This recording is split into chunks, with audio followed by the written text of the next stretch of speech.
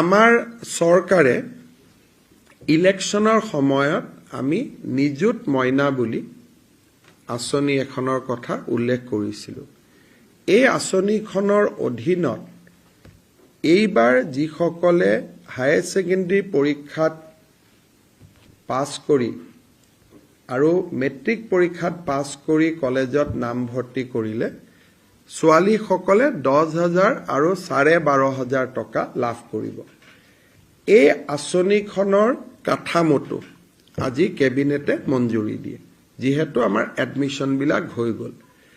আমি বিচাৰিছোঁ যে অন্তত অহা 2 মাহৰ ভিতৰত যদি তেওঁলোকে পইচাটো পাই যায়, তেতিয়া ছোৱালীখিনিয়ে নিজৰ পঢ়াটো অব্যাহত ৰাখিব পাৰিব। কিন্তু আৰু এটা আমাৰ মাজত পৰামৰ্শ আহিলে যে নহয়, একেলগে 10,000 টকা দিব নালাগে, মাহত 1,000 কৈ দিব লাগে। লাগিলে টকাটো 12,000 হওক, কিন্তু মাহত 1,000 কৈ দিলে ল'ৰা ছোৱালীখিনিয়ে টকাটো শিক্ষাৰ কামত লগাব, কিন্তু একেলগে 10,000 পালে মোবাইলো কিনি ল'ব পাৰে।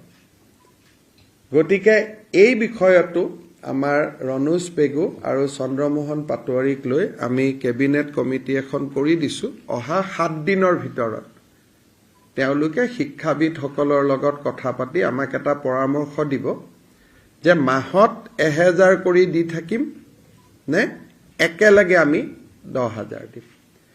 এই সিদ্ধান্তটো আমি বেছি সময় দিয়া নাই, 7 দিন দিছোঁ, কাৰণ 15 আগষ্টৰ দিনাখন এই আঁচনিখনৰ টকা 1,000 টকা কৰিয়ে হওক বা একেলগে 10,000 টকা কৰিয়ে হওক, যিটোৱে হওক, এই আঁচনিখন আমি অহা 15 আগষ্টৰ দিনাখন শুভাৰম্ভ কৰিব খুজিছোঁ।